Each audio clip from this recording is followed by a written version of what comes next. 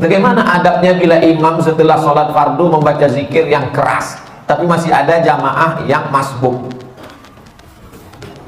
Tashwish, mengganggu. La tushawish, jangan kau ganggu orang sholat. Yang dimaksud dengan kalimat mengganggu itu adalah bacaan selain zikir. Ada orang sholat, Allahu Akbar, tiba-tiba dia di samping nyanyi, itu namanya mengganggu. Tapi kalau ada orang sholat yang lain yang sebelah, subhanallah, subhanallah, subhanallah, apakah terganggu? Tidak. Yang terganggu dengan subhanallah itu setan. Kenapa? Karena bacaan zikir dengan sholat isinya sama. Aqimis sholata li zikri, dirikanlah sholat untuk zikir mengingat aku.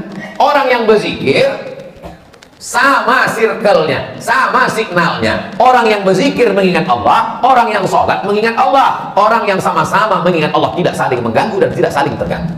Jadi kalau ada orang sholat, orang sebelah itu berzikir, tapi zikirnya mengganggu, dua kemungkinan. Yang sholat itu setan, atau yang berzikir itu setan. Dia udah tahu bahwa zikir itu tidak terlalu kuat, tidak terlalu pelan. Subhanallah, subhanallah. Udah tahu ada orang sholat, kuat-kuat matanya di situ lah. Subhanallah, subhanallah. Ini setan.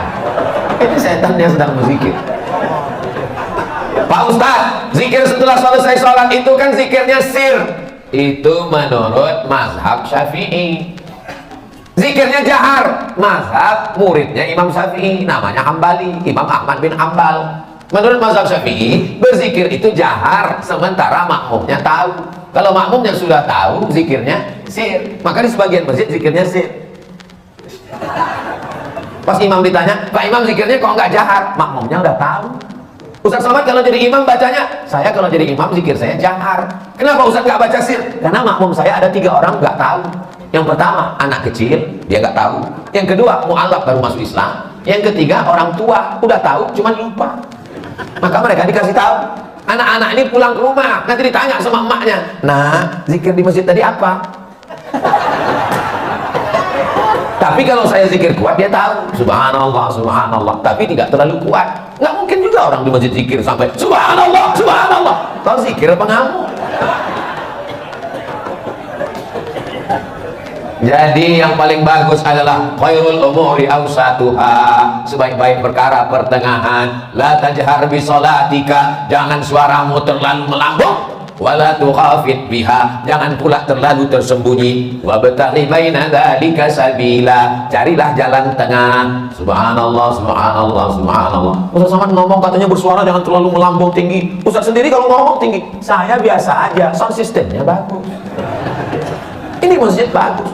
Saya dikasih nasihat sama ketua DMI, Dewan Masjid Indonesia. Tolong Ustaz Somad kalau ceramah itu di mana-mana kasih tahu supaya perbaiki sound system. Karena 80% fungsi masjid ada sound system. Suara imam dengan sound system, suara khatib dengan sound system, suara ustaz ceramah. Kadang kita mau pengajian, suaranya nggak jelas.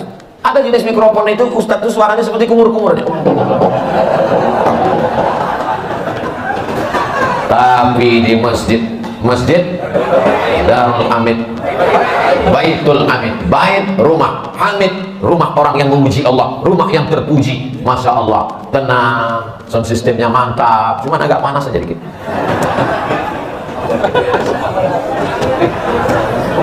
Negeri Bima memang luas. Pergi memancing ke Pulau Buru. Mengapa terasa panas? Karena Ustaz pakai baju baru.